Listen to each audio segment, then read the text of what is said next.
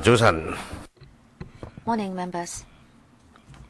We have a quorum. I call the meeting to order. Item 1 on the agenda, confirmation of minutes of the last meeting. The minutes have been sent to members. The Secretariat has not received any proposals for amendment. Members, can we please confirm the minutes of the meeting held last time? Thank you. Thank you for endorsing the minutes. Item 2, information papers issued since the last meeting. Since the 24th of April, the Secretariat issued 4 papers, and these are listed in the agenda. Any questions? No. Items for discussion at the next meeting.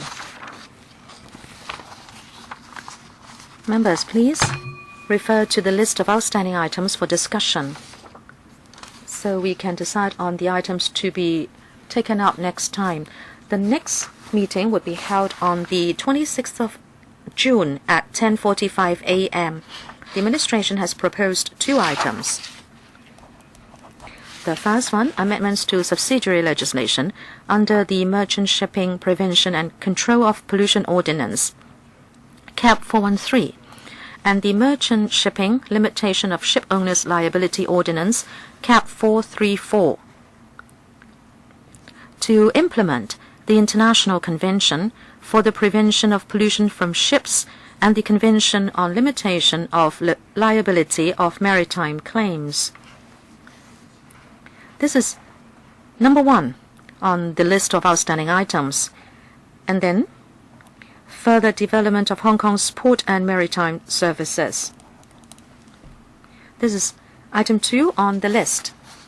Members, you agree that we have these 2 items for the next meeting? You agree? Next, item 4, amendments to subsidiary legislation under the Merchant Shipping Safety Ordinance, CAP 369, for implementation of the latest requirements under the International Convention on Load Lines and the International Convention for the Safety of Life at Sea. We'll now invite the administration to come in. Attending for this item, we have a few officials, and the list is in front of you. They include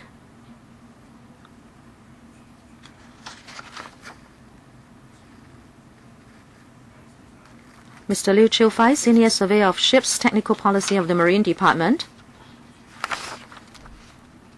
and Ms. Joey Lam, Deputy Secretary for Transport and Housing, and also Ms. Louisa Yan, PAS for Transport and Housing,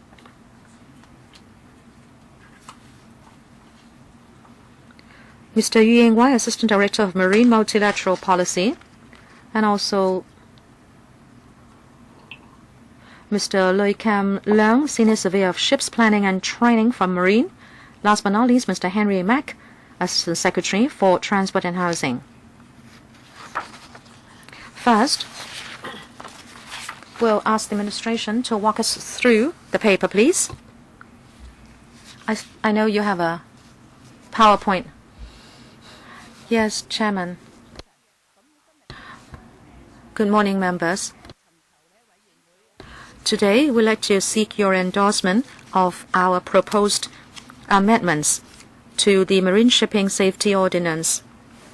All these are to reflect the latest requirements of the International Maritime Organization, or IMO, and we are talking about 2 conventions, one International Convention on Load Lines and the other one International Convention for the Safety of Life at Sea.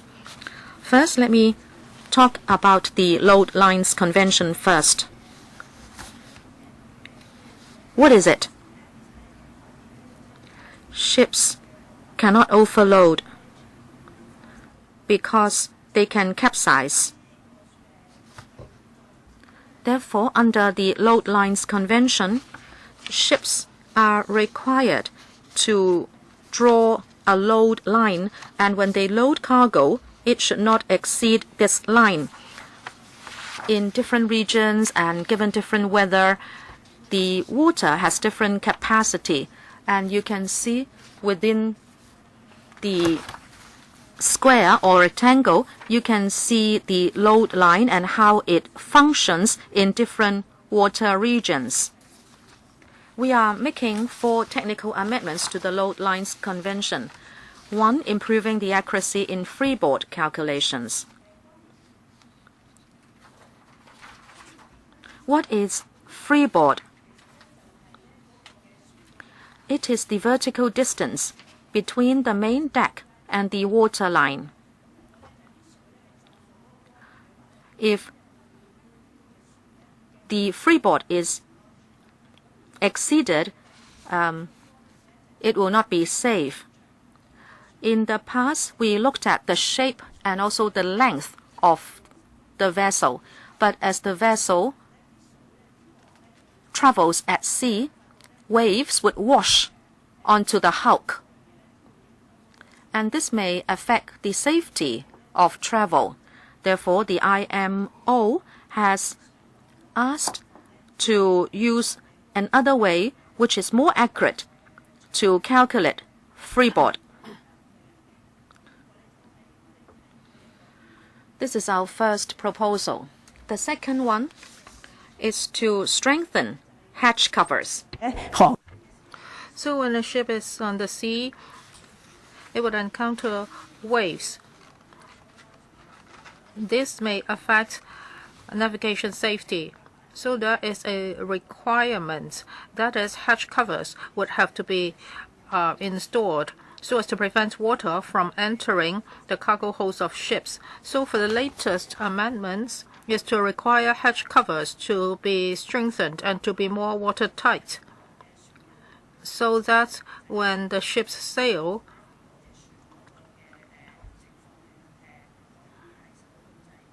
watertightness can be ensured. Third, improving drainage of water on deck.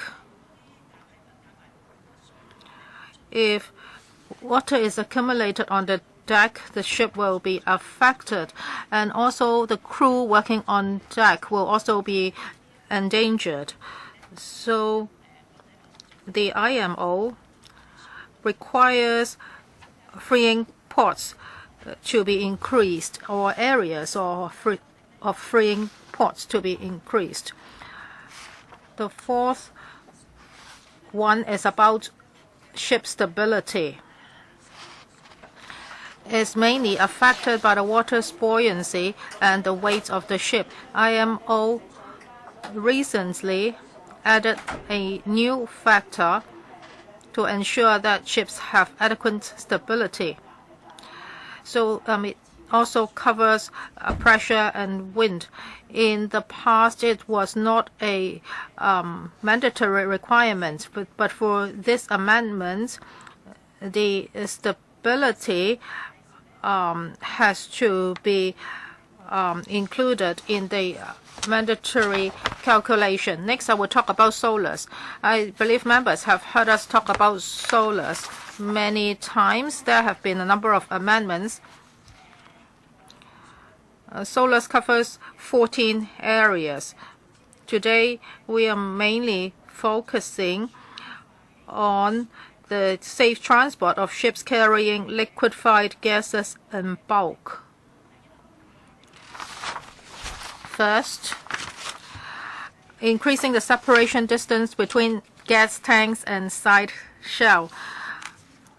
Well, the IMO requires that for ships constructed on or after the 1st of July 2016, the separation distance between gas tanks and side shell should be increased. Second, in the past, gas carriers were not required to carry a stability instrument. Actually, it's just a computer for computation. Well, if the ship is a bit damaged, different factors can be taken into calculation. This is to ensure that the ship can continue to sail with adequate stability. The third requirement is that the electrical system design should be enhanced. We are talking about gas carriers. So when it comes to temperature and pressure, they must be under strict control. Now, sometimes the components may be damaged. So the system is to ensure that the failure of a single component will still allow the system to maintain cargo tank pressure and temperature within design range.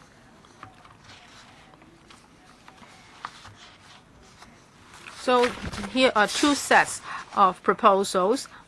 In the next legislative session, the relevant ordinances and regulations will be submitted to the LUK. Now it's time for members to ask questions. We have Chen Chen-ying, Yik Chi-ming, Anne Chung, and James To. First, Mr. Chen Chen-ying. Thank you, Chairman. I don't know much about these conventions, but for our legislative timetable, it always takes a very long time. In paragraph 5, it says that since July the 1st, 1986, that we had solars, and the last time it was amended, it was in 1996. So how come it takes such a long time for legislation to be amended? Is it because of public consultation, or is there any major barrier? And for paragraph 10, the government will incorporate the 2014 international IMO amendments into our local legislation. And for gas carriers, the requirements applies to gas carriers constructed on or after the 1st of July 2016. What does it mean that our legislative amendments lags behind that of the international standards? So that's why ship companies are not registering in Hong Kong. And you are saying that you will start the legislative work in the coming year. So how long will it take for these laws to be enacted? Thank you. For IMO, it updates its requirements all the time to tie in with the advancement of technology. You mentioned gas carriers and the relevant requirements. There have been minor amendments in the past, but they were not very significant amendments. So we can do this. That is, when there's a slight amendment, we change the local law immediately. To amend a piece of legislation, it involves a lot of work. The Marine Department has to do its job, and the Department of Justice would also have to chip in. So about 3 years ago, we thought that that's already a number of amendments that have not been incorporated. So at the Marine Department, we set up a task force to look at this backlog, which is legislative amendments. But members can rest assured,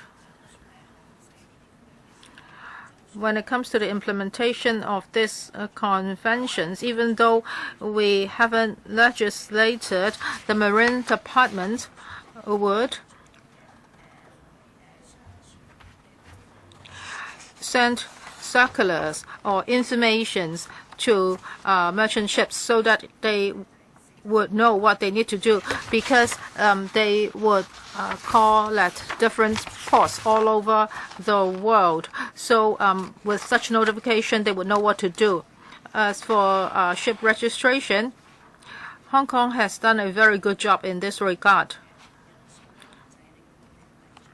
So there is no deterrent as to whether there are ships that are reluctant to come to Hong Kong to register. Actually, we rank the 4th in the world.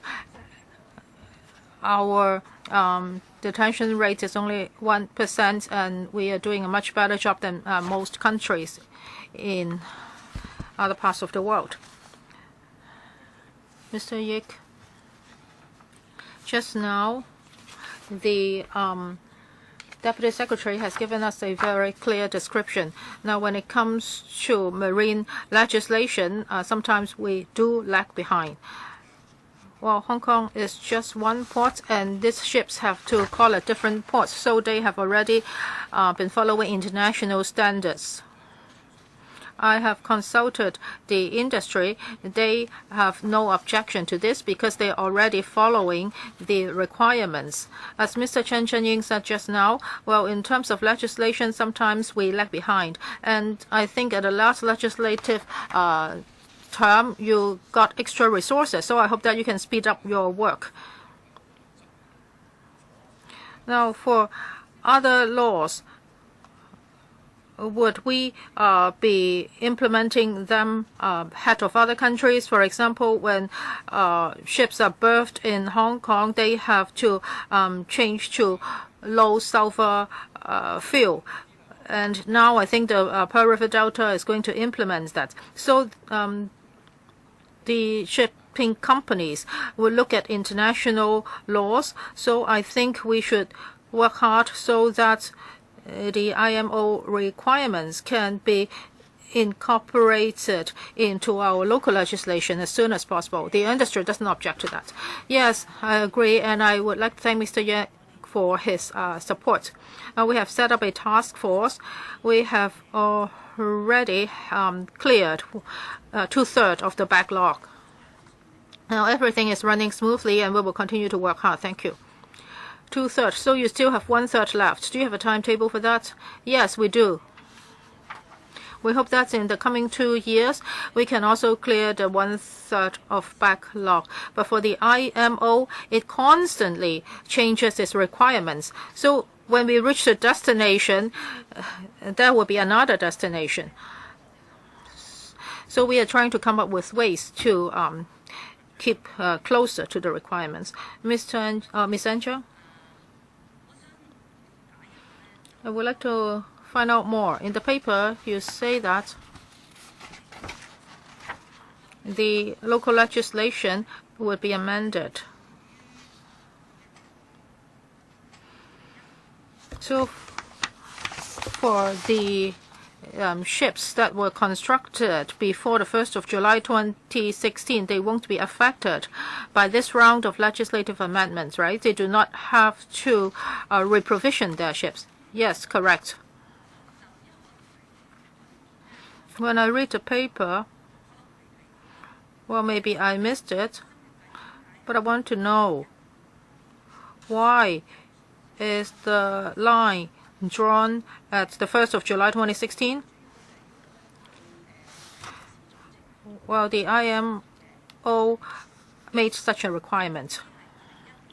So for ships that were constructed before the 1st of July 2016, that will be all right. That means they started to operate before that date, right? And then they do not have to reprovision their ships.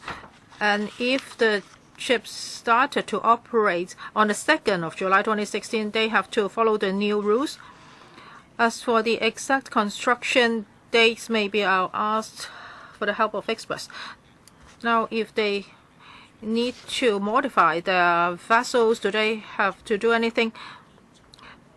Well, no modification is needed. We are talking about construction requirements. In 2014, the IMO passed this, so information was given out afterwards, and there were new construction specifications, and they draw a line at the 1st of July 2016. Maybe I can ask Mr. Lui to explain to you more. As for the construction date, it's the date on which the hull is placed. Now, if after the 1st of July 2016 the house was placed, then the ship would have to follow the new rules. And if the ship is over 15 tons, that will be the case. So it's not the date on which the ship officially started to operate. No, for Solus, the requirement is linked to the placement or installation of the hull. So if the hull was placed after the 2nd of July 2016, then what do they need to do? Then they have to follow the new IGC code. In Hong Kong, we have 48 ships which might be affected by the new requirements.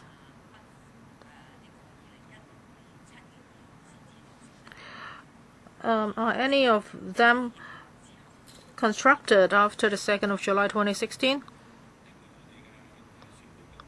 According to our registry,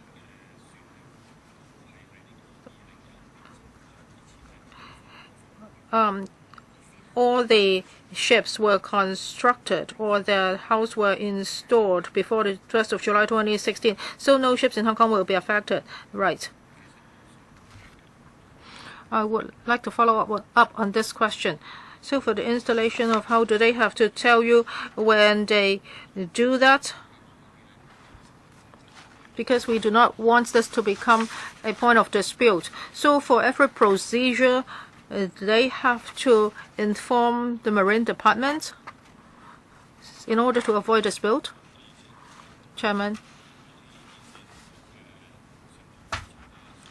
As for ships registered in Hong Kong, our authorized agencies will check them. On the 23rd of October 2015, we sent a information paper to the shipping companies and classification societies about these new requirements. The industry knew that after the 1st of July 2016, they would have to follow the new guidelines. Yes, I understand that. Well, this is about a particular specific date. Does it mean that the authorized person can prove that something is done before or after that specific date? You are telling them, well, you did it on the 2nd of July, but they would say, no, I did it on the 1st of July. I'm asking you, who will be certifying this? Is it the registered builder or the architect who can prove that point? What is the procedure like now? Thank you, Chair. In Hong Kong, we have 9 testing agencies which are recognized, and they would monitor the building of ships. Therefore, the date of placing the keel will be recorded by these recognized authorities. Thank you. Chair, just now it is said that with regard to stability, you say this was not mandated in the past internationally. I find this a little strange. Why was it not a mandatory measure? Why? Any reasons why? Can you please explain? Mr. Yu? Thank you, Chairman, and Mr. To. It was not a mandatory measure because in the Load Lines Convention, it was stipulated that the marine authorities should have their own standards in order to stipulate vessel stability. In other words, jurisdictions would have their own standards. Yes. What about now? There is an international standard, is that right? And everybody has to follow it. Yes. There is now an international standard. The IMO stipulates that ships constructed on or after the 1st of July 2010. Yes, I can see that. I can see that. My question is, well, this may not be directly related to these legislative amendments, but for safety's sake, I'd like to ask this question. I'm talking about local vessels for Hong Kong. Is their stability standard higher or lower than the new standard in D? Mr. Yu. Or is it that there is just one across-the-board standard for local and international vessels? Cargo ships registered in Hong Kong now comply with international standards. No, I mean, jurisdictions used to have their own standards, right? Right? We had our own, and I'm asking you how our standards compare with the international standards set after July 1st, 2010. After the 1st of July 2010, the IMO added the calculation of wind power, and the other countries use not to have this. Chairman, I don't think he has heard my question. Okay, I'm saying Hong Kong had one standard because there was no mandatory international standard before. This was what you said. My question is, we are going to make this legislative amendment, but before we have the new amendment, how does our standard in Hong Kong compare with this international standard? Is it more stringent or less stringent? Do you understand my question? Our law does not include the influence of wind power. No, I think the question is very easy. We understand there is a new requirement, but apart from that, is it that our standard aligns with the international standard already? Is it above or below the international standard? Is a very easy question. Don't talk about wind pressure. Let me give you an example. If you can allow a certain angle of inclination with a certain load, for example, is our stability standard above or lower the international standard? We used not to have the international standard and jurisdictions had their own, but now we have the international standard. Let us compare our existing standard with the international standard. Is it above or below it?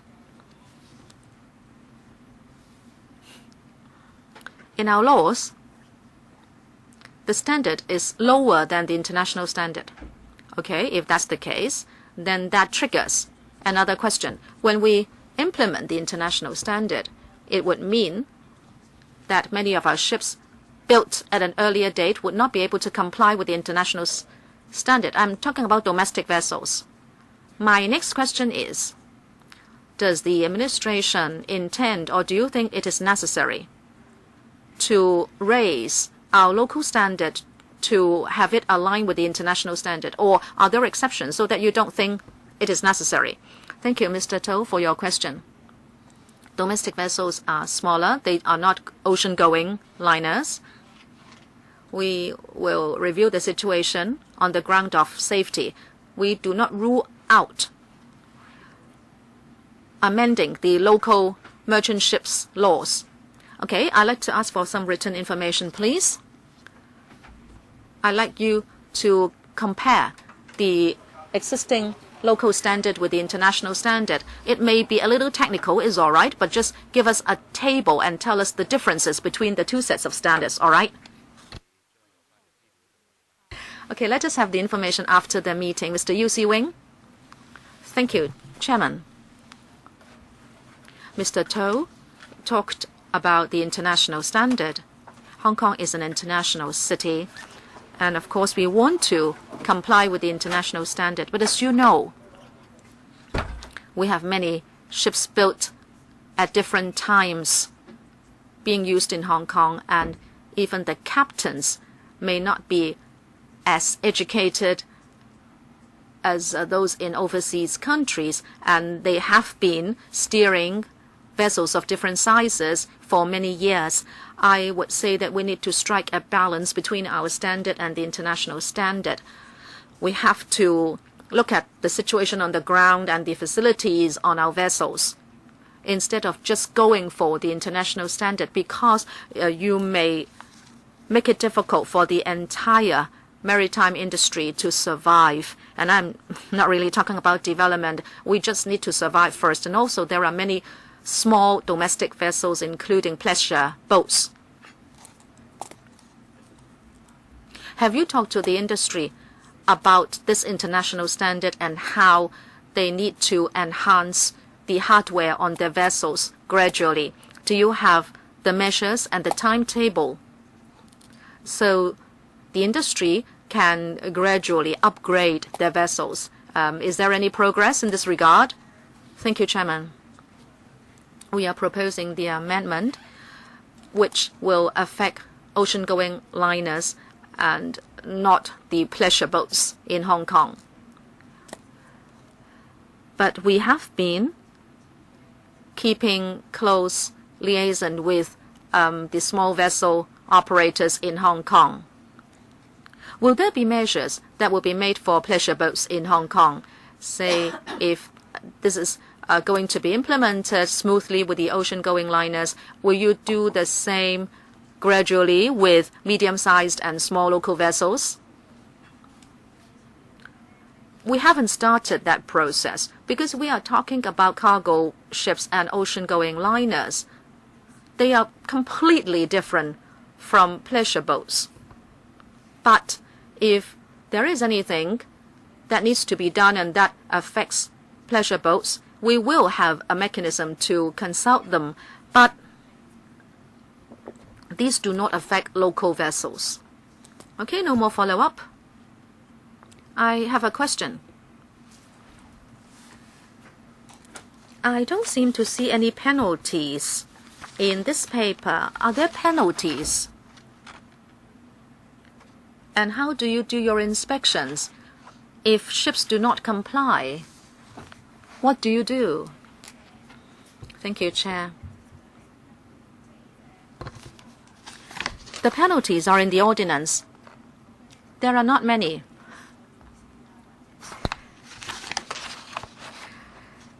If there are contraventions to the Load Lines Convention or SOLAS, there will be fines of $10,000 or $20,000.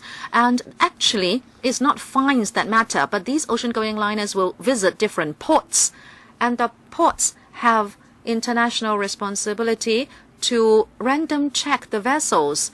If it is found that the vessels do not comply with international standards, they will be withheld or compounded, and there will be a lot of losses for the operators. And I'm happy to report that in the past 5 years, no matter whether it is the Load Lines Convention or SOLAS with regard to gas carriers, we haven't seen any contravention. I understand. Sometimes we read in the news that some vessels might be compounded by a certain foreign government. You say you don't particularly have to talk about the penalties. But since there is this standard, there must be penalties when people do not comply with the standards. But I don't seem to see those in the paper. Is it the case? Yes, Chairman. The penalties are already in the ordinance. We are making proposals for amendments to the ordinance. And this time around, we don't propose to amend the penalties. So those penalties are already in the ordinance. Any other questions? Would you support the proposed legislative amendments? Thank you. We thank you. Thank you, Chairman. Thank you. That's it for this item. Item 5 on the agenda, Competition Commission study on the auto fuel market. We'll now invite the officials and also representatives of the CC to come in. Attending for this item, we have Ms. Christine Low, Undersecretary for the Environment, Mr. Vincent Liu, Deputy Secretary for the Environment, Ms. Esther Wang, PAS for the Environment, Ms. Leona Law, PAS for Commerce and Economic Development. And from the Competition Commission, we have Ms. Rose Webb. She is the Chief Executive Officer. We also have Mr. Rasul Butt, Senior Executive Director, and also Mr. Norris Chan, Competition Affairs Officer. We welcome the team.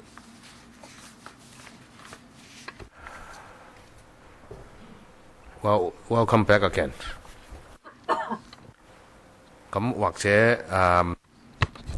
Perhaps I would ask the administration and also the Competition Commission to walk us through the paper.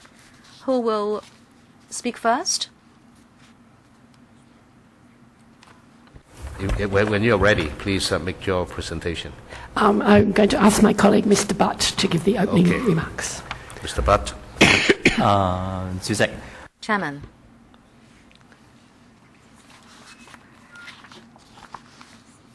On the 4th of this month, the Competition Commission, or CC, released the report on study into Hong Kong's automobile market. I will now briefly introduce the main points of the report. First, Hong Kong's petrol prices have been said to be the highest in the world, and there is concern about competition amongst the different suppliers. Because of this, we have done a market study. The objective of the market study is to examine the state of competition in the market, and we have made certain recommendations on the situation. Our study findings show that there are structural and behavioral characteristics in the Hong Kong automobile market. We believe they undermine competition. We also think that they are some of the reasons keeping automobile prices high in Hong Kong. We can see that the main structural characteristics are such that it is highly concentrated in a few suppliers. From petrol import to sales, they are providing one-stop services. So there is this vertically integrated market. We do not have our own refinery, so we have to import refined oil from Singapore.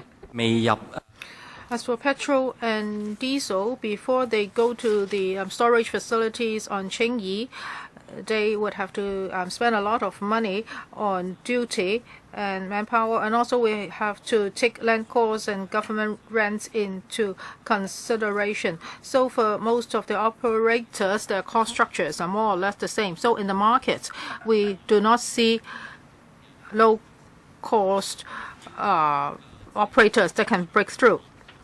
Now, the threshold of entering the market is high. As for new operators, they have to have enough storage facilities and PFS sites. That is, petrol filling station sites. Is quite difficult. And also for unleaded petrol, they have to use 98 RON petrol. This is quite rare in other markets, because in other markets they have 91 or 95 RON. There are cheaper choices. As for behavioral characteristics, we discover that in Hong Kong, a lot of people pay attention to the pump price, and not many of them would have price listed out at the stations, and there is a lack of transparency. Yes, discounts are offered, and there are different types of discounts. For example, if you use credit cards or you are a loyal customer, you may enjoy certain discounts. So it's very difficult for customers to know the effective retail price. As for the retail price, almost all the oil companies would align them. So we have put forward several recommendations. First, we hope that when the government considers retendering PFS sites, they can take other factors into consideration. For example, the sale of 95 RON petrol. That can be an incentive for the market to reintroduce this type of petrol. And we have another recommendation. For automobile, in the past 10 years, there have been a lot of increase in the amount. For unleaded petrol, the increase was 50%. However, for PFS, we only had 8 more in the last 10 years. That is an increase of less than 5%. We hope that the government can provide more PFS sites for tendering, or land users of sites can be changed so as to meet this amount. As for our third recommendation, we have looked at the findings of our study, and we think that the tendering arrangement of PFS sites should be changed. We understand that in the coming year, 28 PFS sites will be retendered. We hope that this is an opportunity so that new tendering methods can be introduced. Now we have heard from some stakeholders. Maybe we can look at the taxi LPG filling stations tendering arrangements. As for our recommendation for oil retailers at the PFS, they should have clear display boards so drivers can see the pump price and discount rate clearly.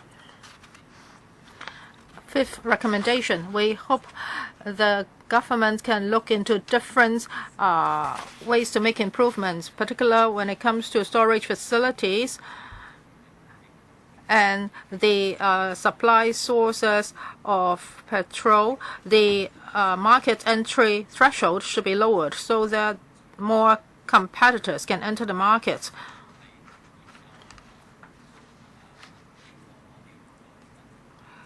When the government reviews the competition ordinance, it is hoped that we can given the power for compulsory information gathering so that we can conduct studies in a more efficient manner in the future. Of course, we do not want to add extra burdens to stakeholders, and we understand that for the information we collect, it must be kept confidential. Now, for the Competition Commission, for this study, we do not find hard evidence of anti-competitive conduct. However, in the future, if we obtain more information or intelligence, so that we would reasonably suspect that there's anti-competitive conduct in this market, we will definitely follow up. Now, for example, if it can be proved that agreements has been set up among competitors and they may be coordinating in certain ways, then we would further consider. Now, we would have to look at the so-called collusive behavior and the time, place, and people involved when it happened, etc. If we just say that Hong Kong's oil price is high and as a result there is an anti-competitive conduct, we really cannot say that. Now, the law requires us that we must have reasons to suspect before we can carry out the relevant investigations. So the standards we are following are similar to that of the ICAC and the police. Now, law enforcement is important, but the Competition Commission also thinks that we really have to look at the structural problems in markets, and if so, how such problems are to be resolved. Now, we want to ensure there's competition in the market, so we have to adopt this two-pronged approach. If members have questions concerning this study, I and my CEO, Ms. Rose Webb, will be very willing to answer these questions. Thank you, Mr. Butt. Before I invite members to ask questions, well, just now what you said involved some government policies. So I would like to ask the Undersecretary if she would like to say something, so that we can save some time. Yes, we would like to make a brief response here. First, we welcome the reports made by the competition.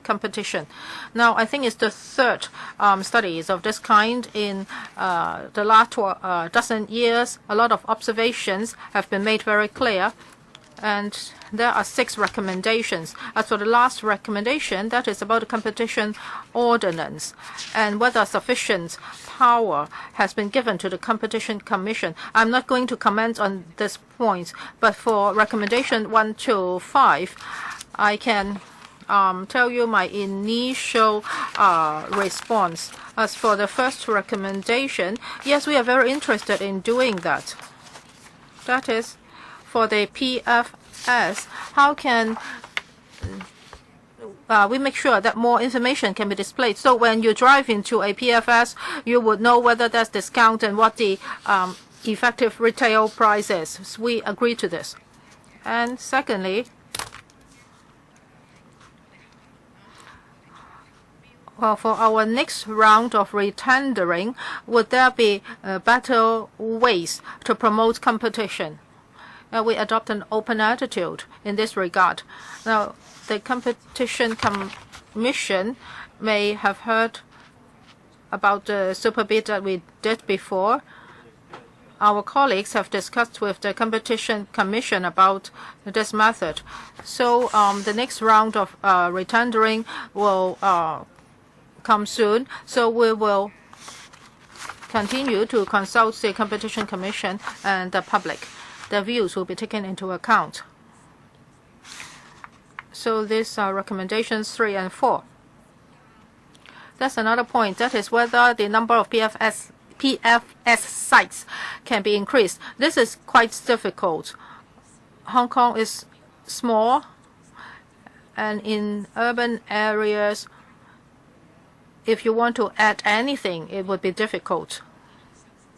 Well, maybe you say that in new development areas, we can provide more PFS sites. That may be possible, but don't rely too much on it. We have conducted some sort of studies. We have looked at other cities. If members are interested, my colleagues can give you more information. Now, when we compare ourselves with Singapore, Taipei, Tokyo, we have looked at the number of vehicles they have and the number of PFS they have.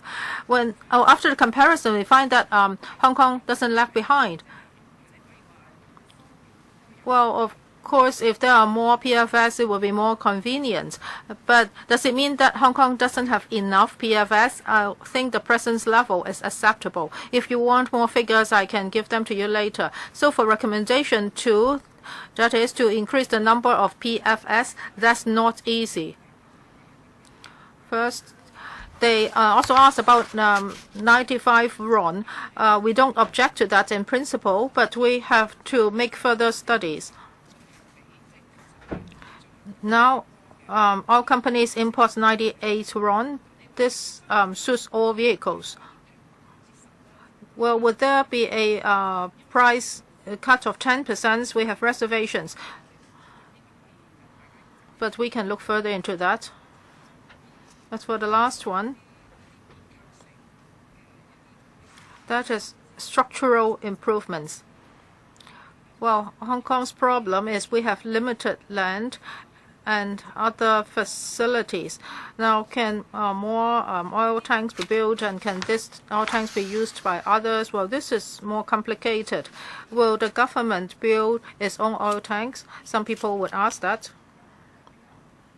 That's also quite a long-term solution, but we will look into it, and we will also continue to talk to the Competition Commission. Thank you, Christine. Now it's time for members to ask questions. We have Hon Chung, LUK Chung-hung, Lik Chi-ming, Chen Chen-ying, Holden Chow. 4 minutes, everyone. First, Hon Chung. Thank you, Chairman. We would like to thank the Competition Commission for making so many recommendations. Well, for these recommendations,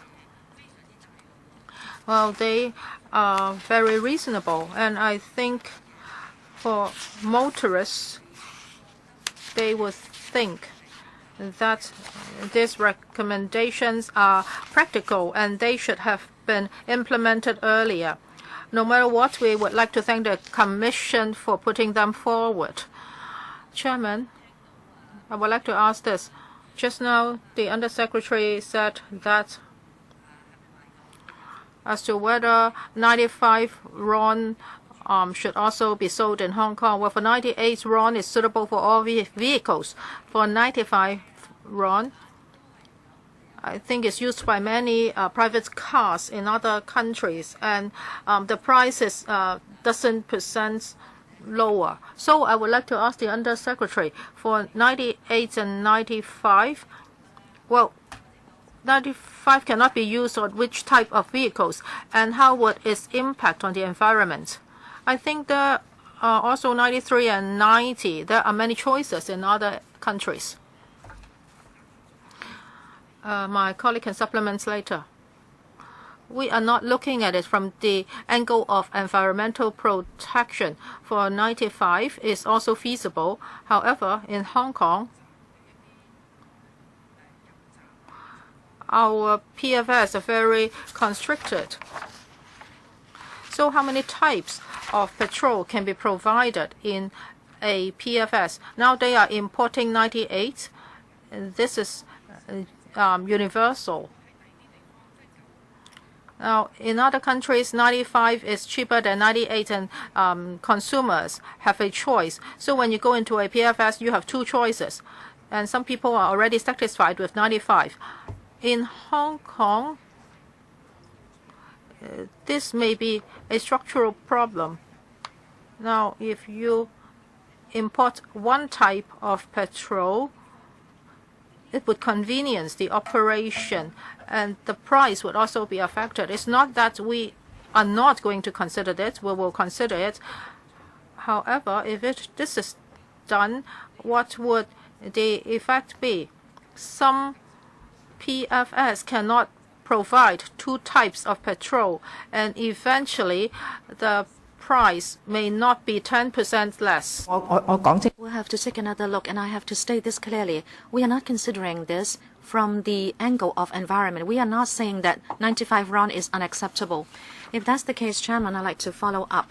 Next year, there will be 28 sites that would have their tenancy expired, and then in the year after next, there will be 2 more. In other words, 30 altogether.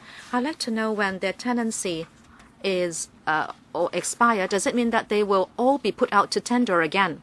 Or is it that the existing operator has priority in bidding again? Secondly, by that time, will you consider including the supply of different types of unleaded petrol as a condition for tendering, so there will be choices for motorists? Undersecretary or Mr. Liu? In the next 4 years, that is from now to 2021, there will be 32 PFS that have to be the subject of tendering, and existing operators will not enjoy any priority.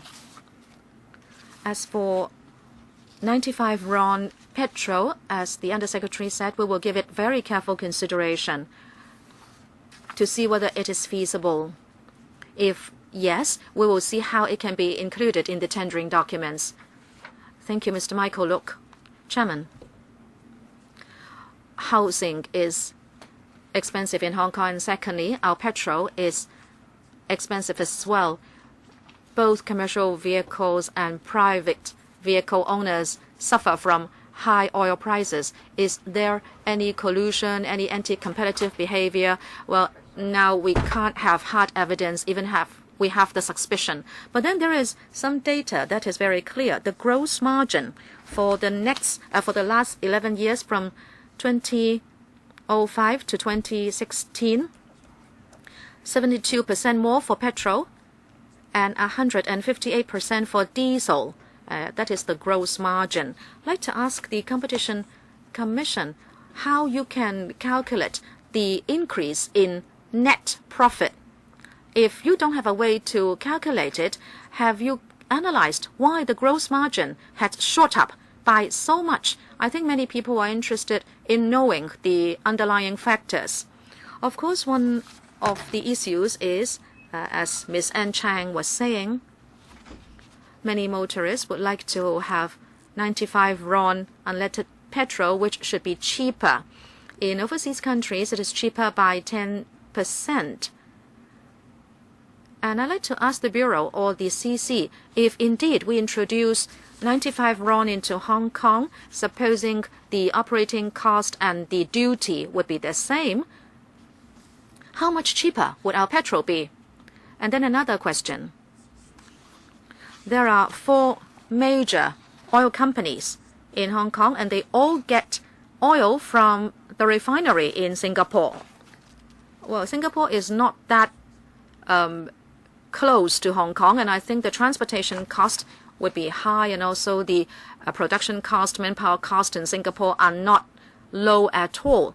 Have these oil companies considered importing oil from other sources? Can we have pipelines coming into Hong Kong so that there will be another choice of the source of oil? Undersecretary. There are 3 questions. The first one, actually, it is for the Competition Commission. I'll leave that to the CC, and then I'll try to answer question 3.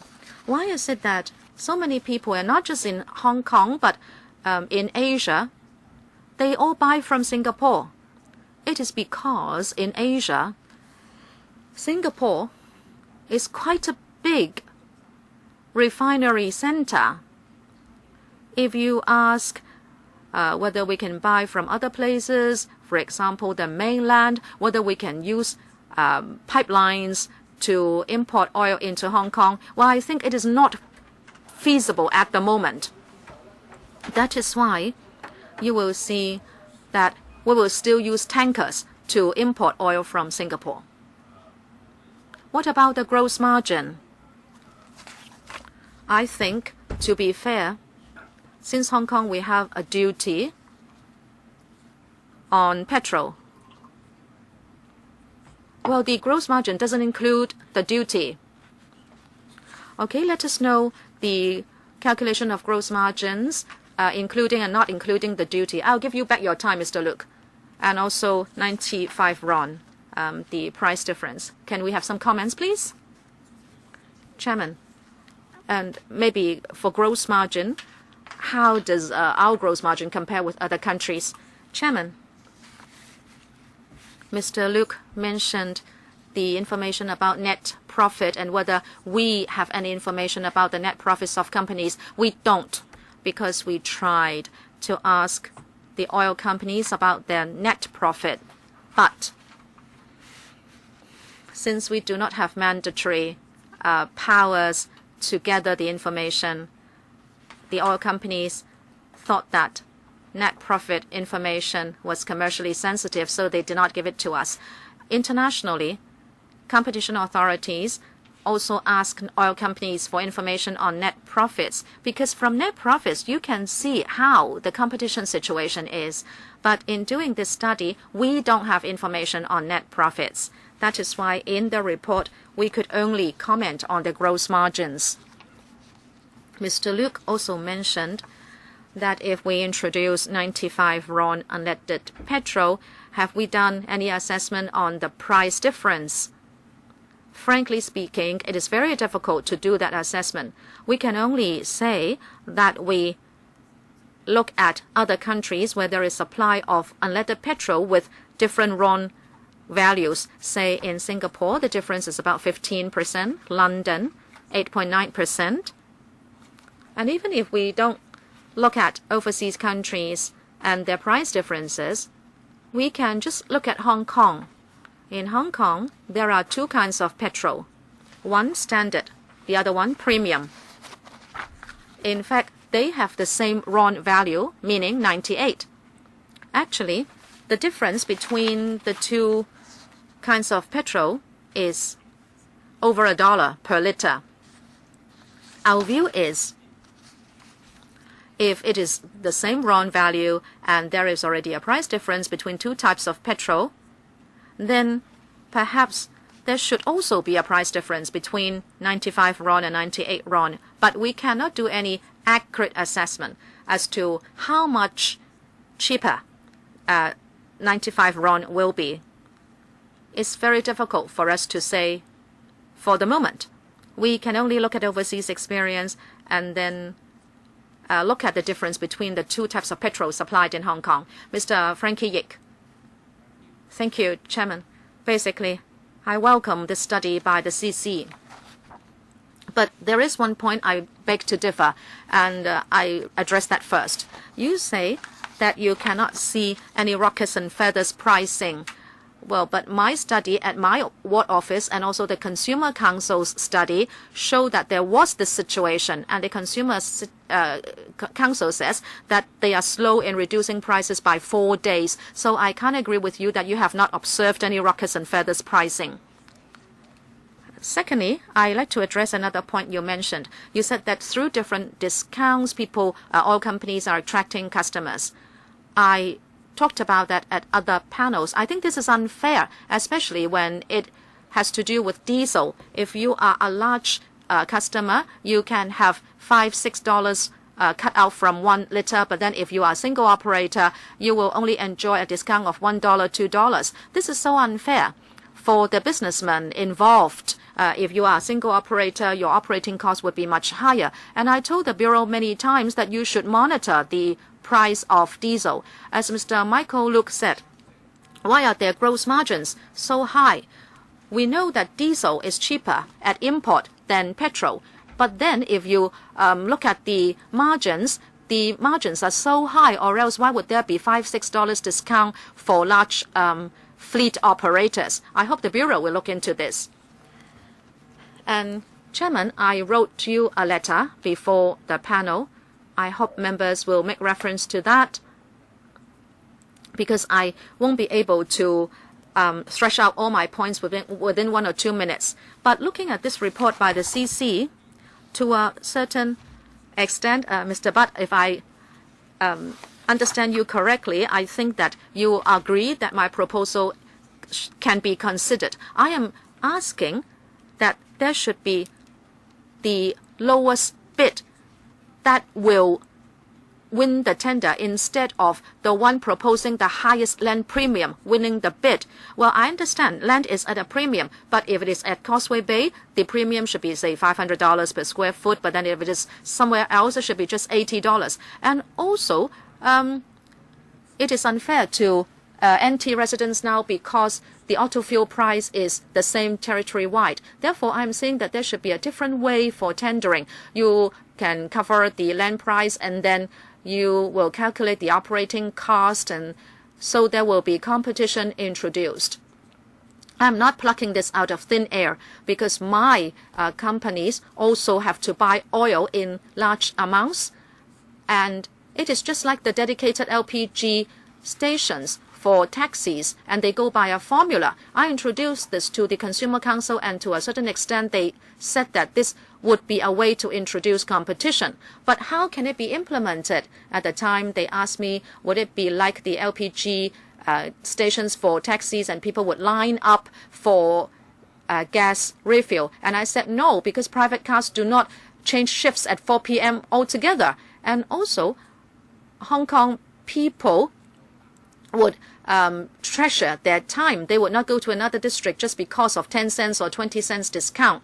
And you are telling us that there will be 28 sites that have to be retendered. And I hope the Bureau will now give serious consideration to this, because this is a way that can work in the Hong Kong market. Can you look at your tendering process so that you can really introduce competition? Number 2, about ruckus and feathers. I have actually proposed to the Bureau that the oil companies should provide data, and the data should be submitted only to the regulator instead of to the public. You can look at their oil in stock and also how much they are selling, so you know when they should cut prices or increase prices. I have not finished. Okay, you can go on.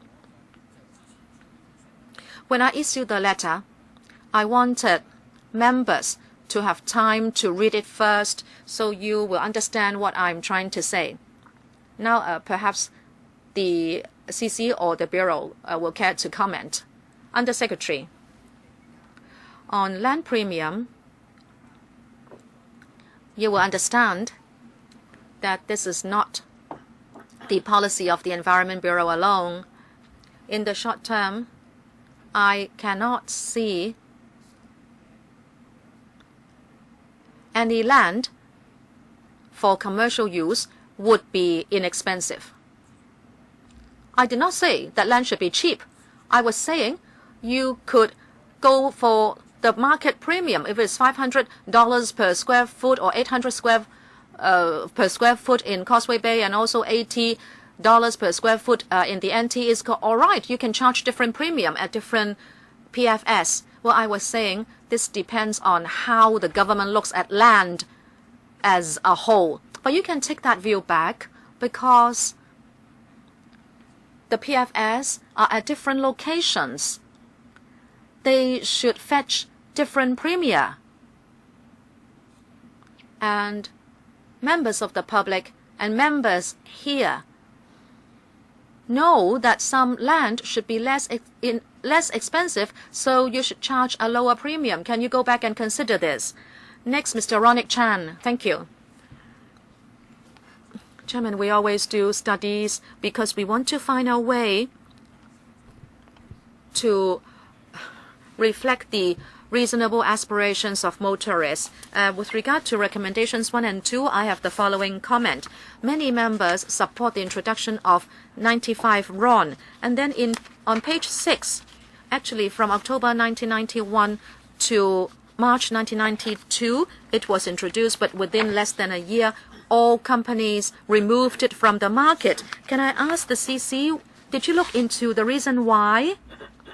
Why was it removed from the market? Is it because of low customer demand?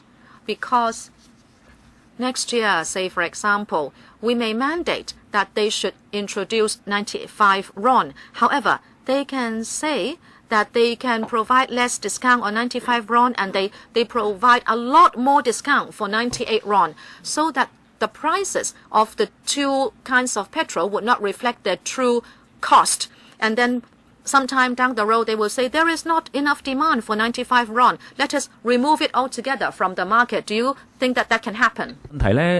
My second question is, the CC said that it is hoped that the tendering arrangements of PFS size can be bettered.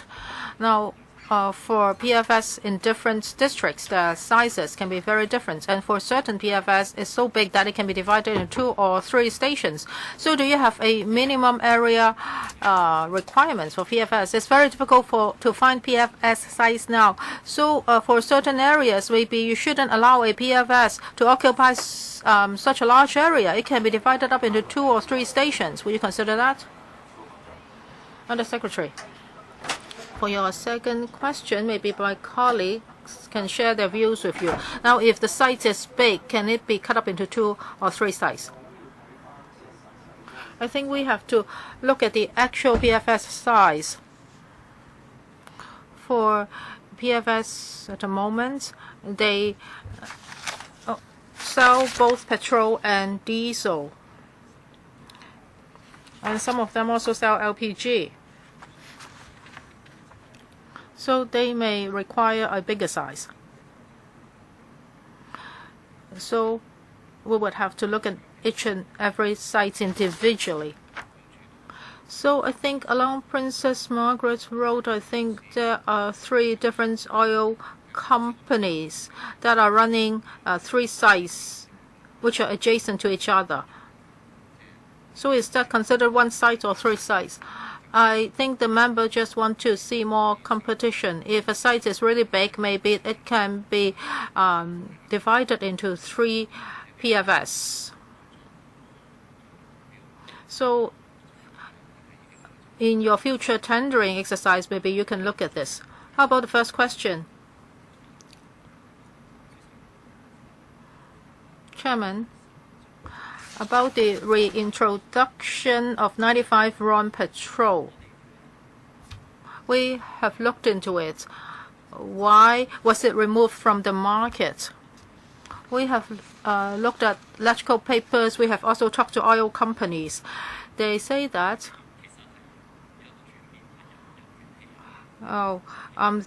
in the past there was a change from leaded petrol to unleaded petrol, and at that time 95 RON unleaded petrol was first introduced, and motorists said that it was not good enough. So within 6 months, the oil companies introduced 98 and 95 was removed from the market. we have done two things about this. First, we have commissioned Hong Kong U to conduct a study that is for Hong Kong's vehicles. How many of them can use 95 RON? Well, the result is that over 99% of vehicles in Hong Kong can use 95 RON petrol. In Singapore, 95 RON petrol accounts for 50 to 70% of the market. We have also conducted a consumer study. Now we asked them if a cheaper petrol is provided, would they choose them? Over 80% of the motorists said that they would be willing to change to this new type of petrol. Now we have noticed that the Consumer Council and electrical and even the government have written to oil companies hoping that they can introduce more types of petrol into Hong Kong. So that's why we are suggesting that 95 RON should be reintroduced into Hong Kong. Mr. Holden Zhao. Thank you, Chairman. After reading the report, I have an impression. It seems that the government is trying to protect the oil companies, and these few oil companies are now making a fortune. For the oil terminals and PFS, they are monopolized by a few companies, and they are selling homogeneous products, that is 98 RON petrol. My question is, number one, can 95 RON petrol be introduced? If there is one more choice of product, then there will be more competition in the market. Now for PFS and oil terminals, they may already have the facilities for 98 RON petrol. For future PFS and oil terminals, in particular the 28 PFS which are going to be retendered, will the government adopt a policy that is, will you allow new operators to come into the market? And also, if they introduce 95 RON petrol, can this new PFS have facilities to provide them? By doing so, you can lower the threshold and there will be new products and new competitors. So both the government and the CC can respond to my questions. Under Secretary first and then CC.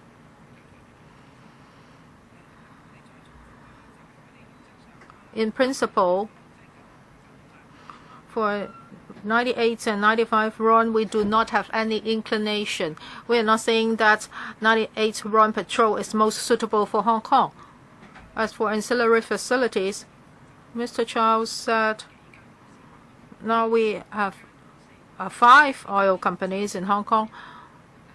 For oil companies, you may not have too many PFS, but so you must be a sizable company. And there will be no SMEs running oil business. Now, what do you mean by more competition? That means for Hong Kong's PFS, well, some of the sites will be retendered. We hope that there will be a fair competition. As to eventually who can get this size, we do not know. We have looked into this. Well, there are some big oil companies that may not be operating in Hong Kong, and some oil companies may be operating in Hong Kong, but they only have a few PFS. So for the new tendering exercise, we will consider all these. Dr. Kwok-Kaki. I'm sorry. CC, do you want to say anything? Chairman, as for our study, storage is an important issue. In particular, if we want to introduce new competitors. In the year 2000, the government came up with super bid. We think it's a very good method. It would allow new oil companies to have a critical mass in a short period of time so that it can compete with other competitors. Now, even if you get some PFS, when you want to import oil, what do you need to do? Now, one of the preconditions is that you need to have your own storage facilities in Hong Kong.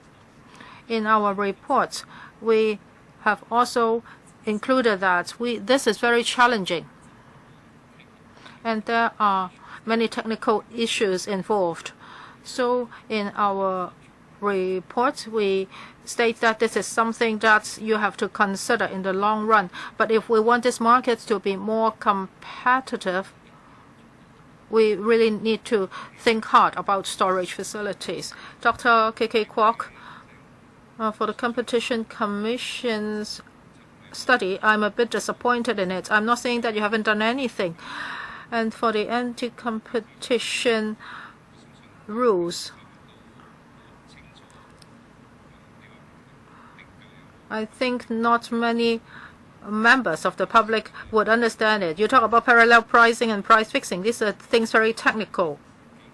Now, there are just 4 or 5 companies doing this business.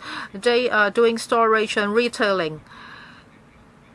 So they can, of course, decide on the price. The most important thing is to introduce more competition. When I listen to the Undersecretary, it seems that nothing can be done. She said that even though with the introduction of 95 RON, the price may not go down. As for the increase of storage facilities, she said that that will be done in the long run. So she hasn't promised us anything. There's no timetable, no roadmap. So it's meaningless asking the government questions. They just don't know what to do. So I would like to ask the Competition Commission. Now, you say that 95 RON petrol should be reintroduced into Hong Kong. Well, the competition ordinance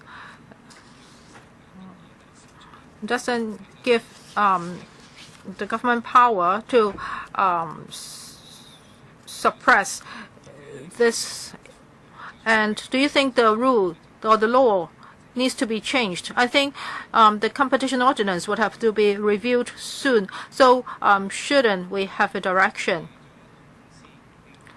Now, the oil companies should be subject to certain restrictions, and also the government's behavior should also be restricted, because now the government is not protecting the people. You cannot say that this is maladministration, but the government has a lot of reasons telling you why it can't do a lot of things right now. So can the CC answer me first, and then maybe the governments can come up with more tangible methods? I hope I'm understanding the question correctly, but I think you were talking about what the competition ordinance could do in terms of changing industry behaviour. I'm talking about review and further recommendation as to whether we need to amend the existing legislation. Yeah. I think the competition ordinance is a general piece of legislation, and it's based on similar laws around the world in order to induce competition into markets by creating the situation where competition can flourish, and also to try and prevent situations where competitors either agree not to compete or they use their power in the market not to compete. And in these circumstances, we have looked at this market, and we think there are some factors like barriers to entry and how the people operate in the market that may not be inducing as much competition as you would like in a market like the petrol market. But I don't think it's a matter of being able to change the competition ordinance itself to direct particular industry behaviour. In fact, the idea of a competition statute is to create competitive conditions, not to mandate that particular operators in a market behave in a particular way. You're trying to lay the groundwork so that they can flourish and innovate and operate in a competitive manner rather than direct them specifically. So you mean that under existing legislation, we couldn't do more than the present situation, that we are waiting for the government or the big companies to change, and without any substantial change, I don't see how would we change the market situation. Well, I think the purpose of market studies such as this is, first of all, to just shine some light on what's happening in the market and to try and understand the structure of the market and bring some various features of it to the public's attention. And then to the extent that you think there are government policies that might be able to be looked at or considered in order to encourage better competition, well, then you recommend those as well. 政府或者就住其實 I think the question has been raised many times. That is about 98 RON and 95 RON. On this occasion, there are 5 recommendations that are relevant. Now, what we have said is a recommendation in terms of prominent display of pump prices, we have agreed to. We're just going to have to see how that could be done. In terms of the reintroduction of 95 RON, we're going to see what that takes to do so. Now, in terms of increasing the number of sites, we don't think we have a lot of possibilities in Hong Kong. And in terms of reviewing the tendering system, we are very open to that. And we will work with the Competition Commission on the next lot of tendering sites. Now, on the issue of the observations regarding the structural reform, these are the issues that are quite complicated. So, for example, one of the ones that we've been discussing this morning, it's about storage space, storage tanks. The tanks that are available right now are owned by the particular oil company. Now, in theory, we could talk about mandating, and to be honest, in the short term, I don't see this happening, mandating that their asset has to be shared. Secondly is that you encourage them to build their own tanks. Now that will have certain physical constraints and so on. So what I'm saying is, I mean, we're not fundamentally against all of this, but as the Competition Commission also points out, these are structurally much more complicated things to accomplish. 其實 Dr. Kwok, before you came in, the Undersecretary has already responded to the recommendations made by the CC. 做嘅。 And they did not say they would not embark on those, but they just have to have regard to the actual situation. You can read our minutes later, and you will know the response. Next, Mr. Wu Chi-wai. Thank you, Chair. The CC's report and the Undersecretary both pointed to the fact that high auto fuel prices are structural. In a way, there is oligopoly, and the entry fee is high. Apart from auto fuel prices, there is also the terminal storage matter. Anyone who wants to enter the market will know that sooner or later he will adopt the market behavior, meaning parallel pricing. Because to oil companies, that is the best way to set prices when there is oligopoly. It will not be that if there are 1 or 2 more companies, there will be a difference, because the market structure remains the same and the pricing policy will eventually be the same. Just look at the Sinopec Super Bits, and it is now putting out the same prices as others. So it's a matter of market structure. And because of this, even if you introduce 95 RON as a tendering condition, there may be a difference between 98 RON and 95 RON, but overall speaking, oil prices will remain high. First, I agree that there should be more choices for motorists, but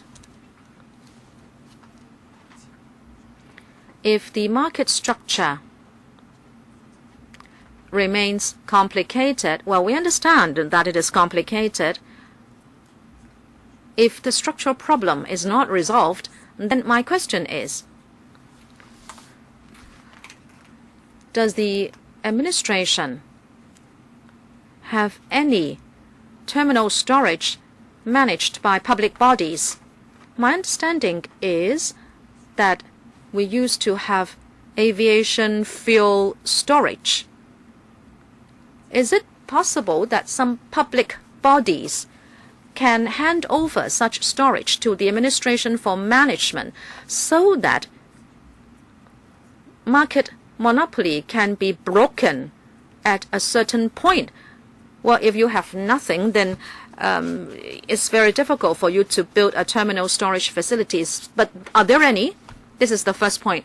Number two, if you don't have this, and about the long-term ways to change the market structure, will you draw up a timetable to do that?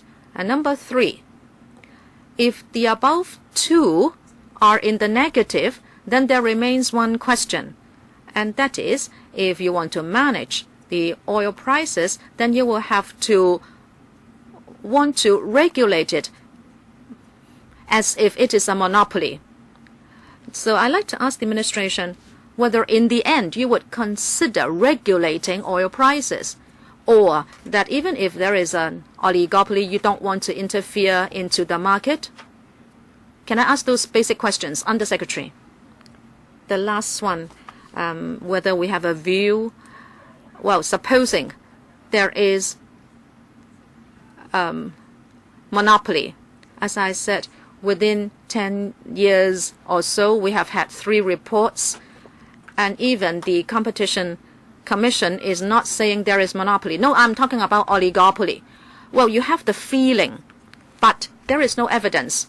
Well, I know members are not happy with this answer, but what I mean is we need to have the evidence before we can consider a new policy. Secondly,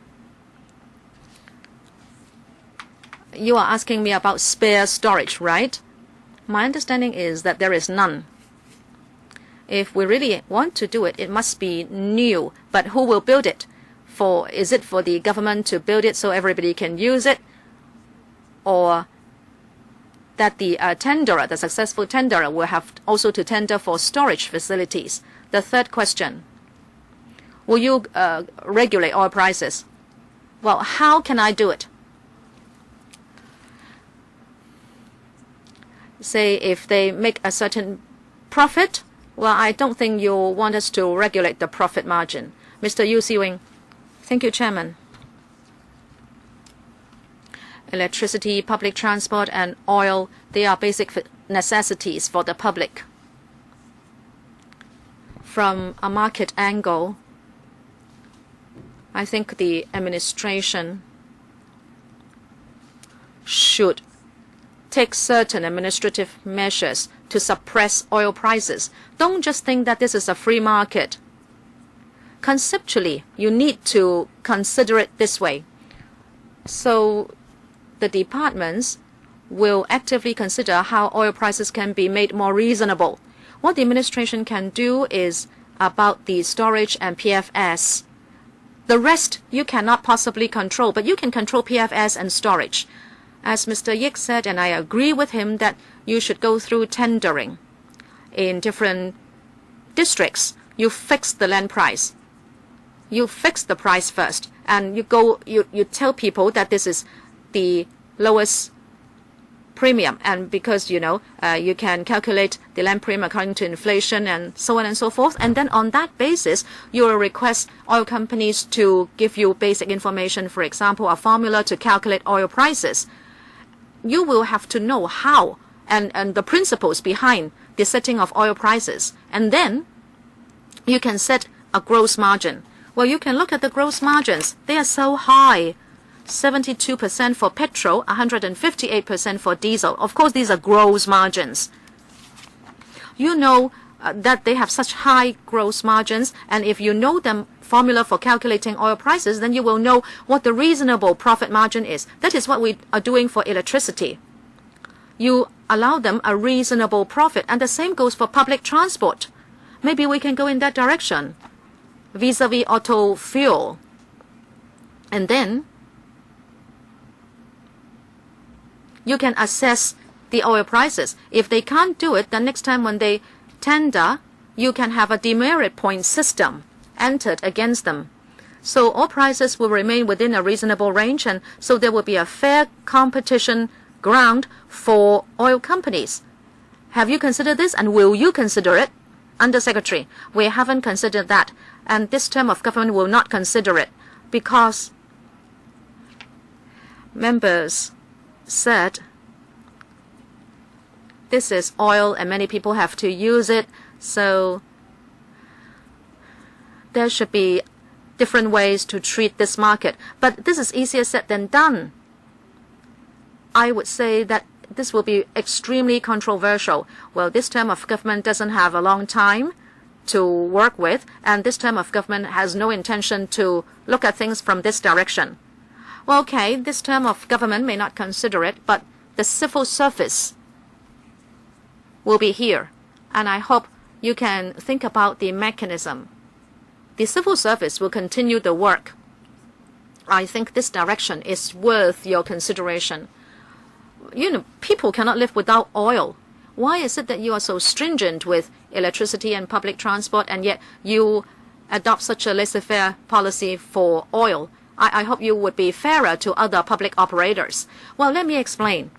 In terms of electricity and franchised buses, each has its own structure, its own regulatory structure. We now look at oil companies which sell oil. Do we want to include them in such a structure? Well, I'm telling you, the administration has not considered doing that. But you can do something with the PFS. I hope you'll consider that. Okay, that is a view for your reference. Well, actually, there is another problem. The oil is not refined in Hong Kong. I believe you cannot control the import price. If there is a markup at import, then the sale price will also be affected. But please consider Mr. Yu's point, and also the formula for setting oil prices. Mr. Andrew Wen. Mr. Andrew Wen. Chairman, I think the Undersecretary heard Mr. Wu Chi-wai wrong. Mr. Wu Chi-wai was talking about oligopoly. I think that is not controversial. This is an oligopoly situation. But whether there is a collusion, there is no evidence. When the Competition Commission has no investigative power, we cannot get the evidence. But listening to the Bureau, I think there are a few problems. Just now, the Undersecretary said, even if we introduce 95 RON fuel, it's difficult to expect prices to drop by 10%. I find that strange, because standard 98 RON and premium 98 RON already have a price difference of about $2 between them. Why has the Undersec reached that conclusion so hastily? I'd like to know why. And secondly, Singapore is where the refinery is, and the oil products do come from Singapore. But if I may look at the census and statistics, Hong Kong energy statistics, in fact, we are importing from Korea as well, 27% in 2015 and 17% in 2016. So actually, we have had different sources of supply. Therefore, I don't think you should just say no to exploring new sources of supply. And number 3, is the administration aware that in 2008 we did away with the diesel duty, and the gross margin on diesel for oil companies has shot up so terribly? Well, what are the reasons? Undersecretary, I'd like to see whether my colleagues can answer the last question. I will answer the first two. Number 1, why I would say that even if we introduce 95 RON, how much the price will be. As I explained at the beginning, it is not that it will not be cheaper, but by how much? Now this is because this has to do with infrastructure. Therefore, we don't know how much cheaper it will eventually be, but let me just mention that it is possible that it will not be as much as 10% In principle, we are not biased against 98 or 95.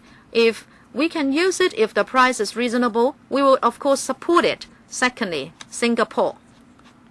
What I said was that most of the oil will still come from Singapore, and it is not for the government to decide where the oil comes from. What I want to say is Singapore is the biggest supplier. The Korea and maybe later mainland can import oil, export oil to Hong Kong. In principle, that is possible. But given today's market, the vast majority of supply will come from Singapore, since it has a huge supply. And whether it is definitely more expensive than other places, I don't think so. And there is another factor influencing prices. Oil companies can go for huge tankers, taking one type of oil to Hong Kong, but later on, if they have to import two types of oil, there may have to be complementary infrastructure so that 95 RON, as you said, could exhibit a 10% price difference. We'll have to wait and see, Chairman. Mr. Jeremy Tam, Chairman, in the paper, there was this comparison for 2005 and 2015, and that is the distribution of PFS amongst the operators. I'd like to ask for another figure, and that is in 2005. How did Hong Kong fuel prices compare with other places? Was it more expensive? If yes, by how much?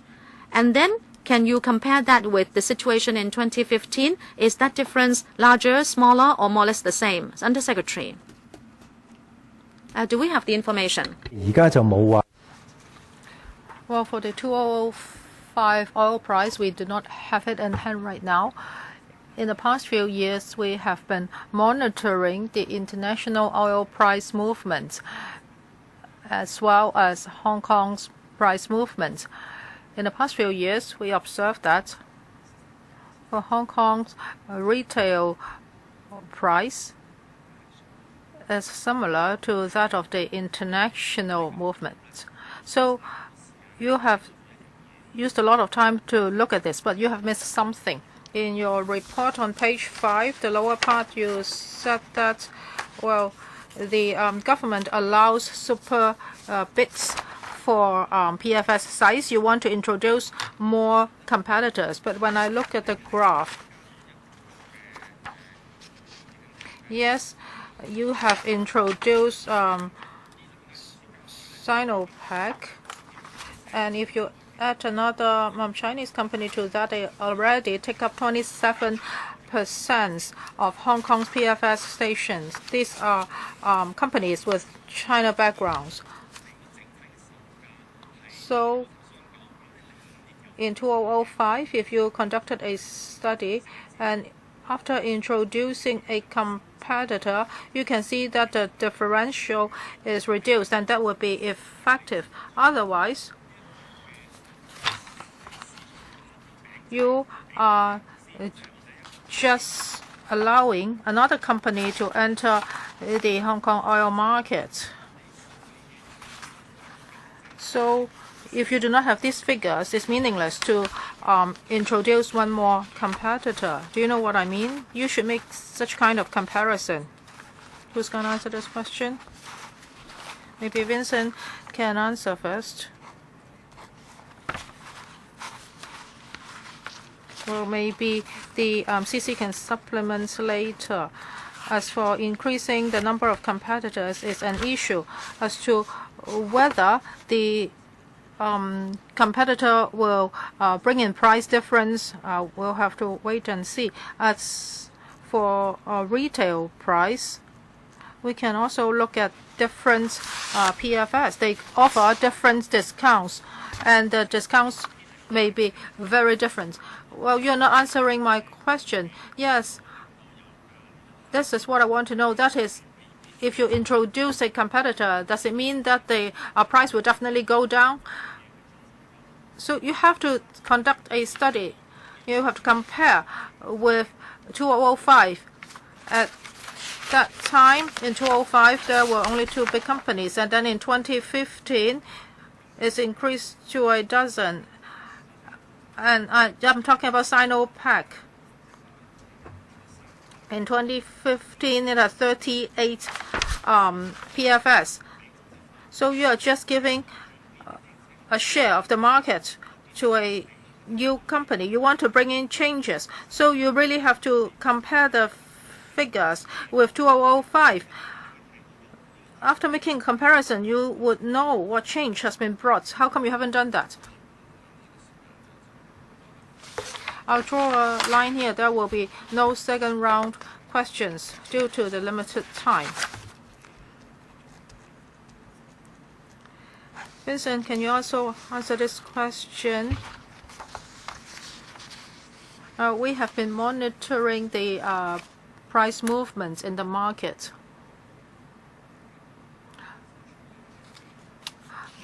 The government wants the price transparency to be enhanced, and the government also hopes that competition can be introduced so that capable companies can operate in Hong Kong.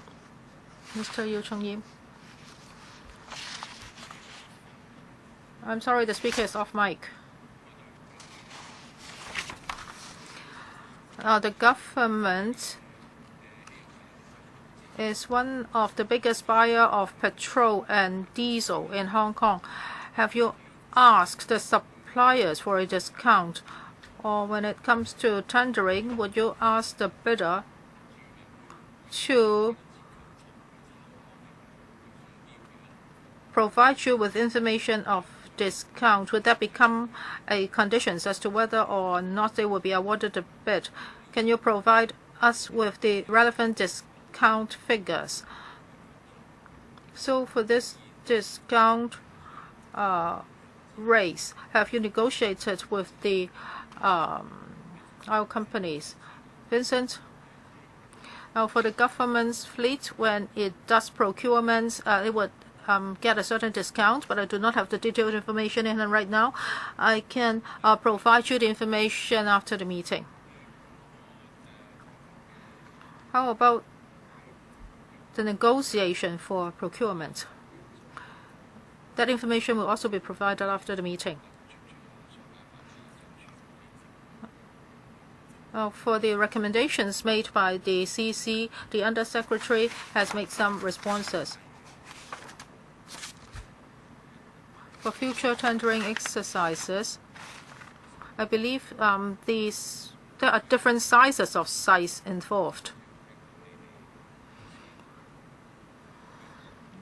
You have been talking to oil companies, and you were told that it's impossible to add one more tank. Only 2 tanks can be put under ground, so you can only have 1 petrol and 1 diesel. Some don't even provide diesel. However, for certain PFS, they are occupying a much bigger site, so they would have room for more choices. They can sell 98 RON, 95 RON, etc. So can you give them some guidelines? That is, if the PFS site is big enough, more choices should be given to consumers. And for 98 RON, can be used by most of the motorists in Hong Kong. Just now, both the CC and the government said that 95 RON can also take care of 95% of the motorists. So can you ask the oil companies to provide 95 RON petrol as well?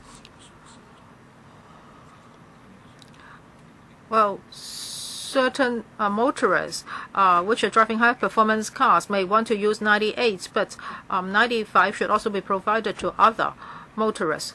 So would the government look into that? I'm making these suggestions, and I hope that they can be realized. Now, Hong Kong people are smart. Well, for those who also have a mainland driver's license, they can buy petrol on the mainland. It's cheaper.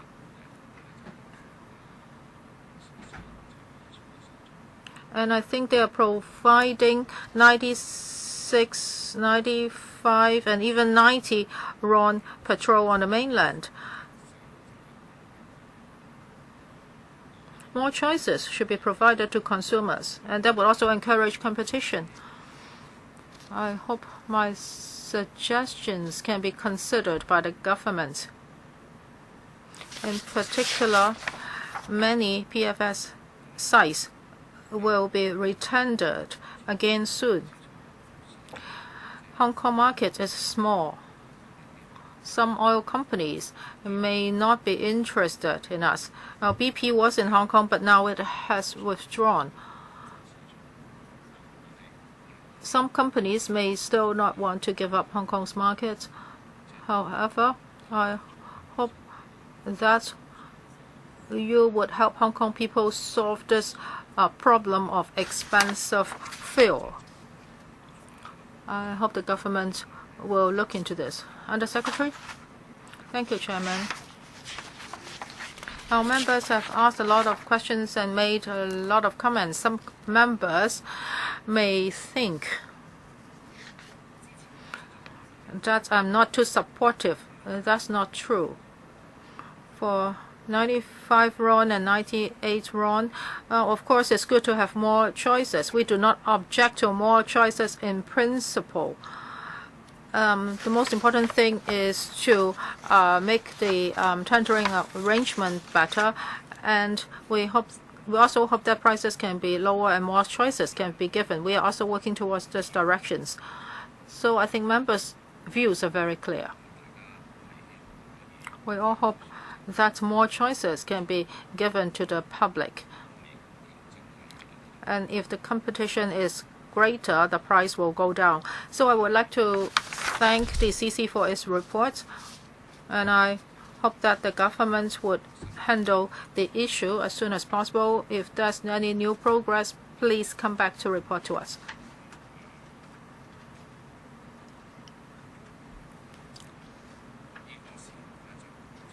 So let's conclude this item here. Any other business?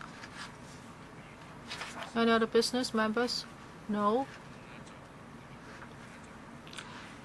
The meeting is adjourned.